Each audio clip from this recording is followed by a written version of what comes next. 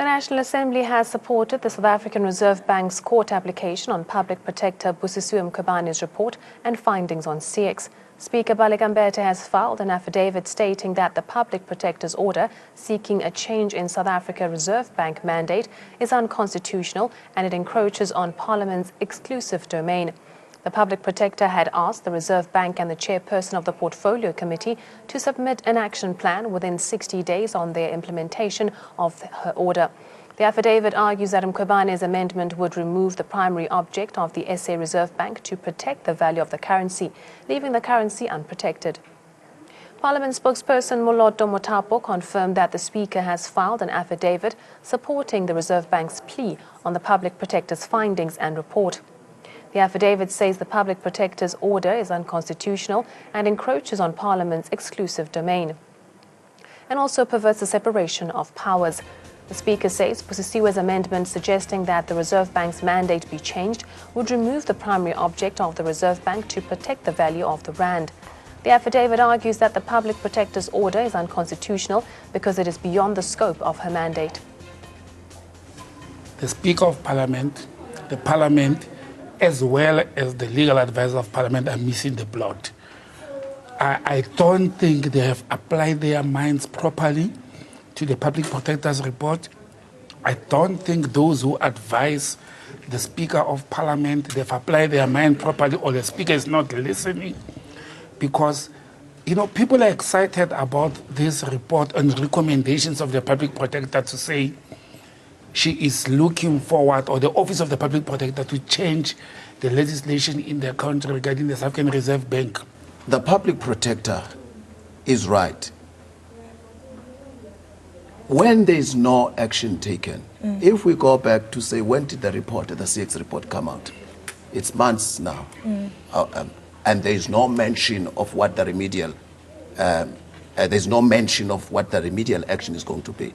So the Public Protector has done what she's mandated to do. She's within her mandate. Parliamentary process, we must recognize and remember, is two processes. It's one, a legislative process, and two, a political process.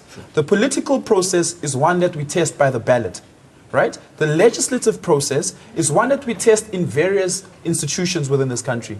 We test the we test the legislature using the judiciary, and if the judiciary finds that the legislature is inefficient, it recommends that you ought to make some change to it to fix it, right? This is why when the constitutional courts makes a landmark ruling, sometimes that ruling has to go to Parliament so that Parliament can fix the legislature thereof.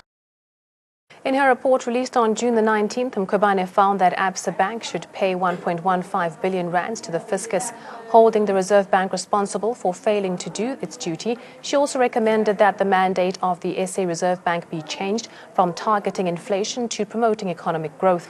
The recommendation has led to heated debate even in the ruling party. The major debate in the Commission, I hear this thing of ownership, but the major issue was the Reserve Bank should not be narrowly focusing on inflation targeting. It must deal with the dynamics in the economy, deal with the problem facing the economy, the question of unemployment, economic growth. It must contribute there. The recommendation or the decision that Parliament must amend the Constitution, I think, was not well, because it sounds instructing another organ of the state. But I believe the report of the Public Protector on the role and the mandate of the Reserve Bank has, to a certain extent, some merit. Our complaint has been that the Reserve Bank is not focusing strongly on employment. It has been taken here that that mandate remains. The discussions are still on within the governing party on the way ahead on the matter, but the Finance Minister has already taken the Public Protector's report on review. Shall meet tonight to discuss what action we must take against the Minister of Finance, Malusi Gigaba. We've already written to him a letter asking for a meeting. But before he meets us, we see he has decided that he's going to oppose the application. Israel is going to support the application that Absa must not pay back the money, or the Reserve Bank must not be transformed.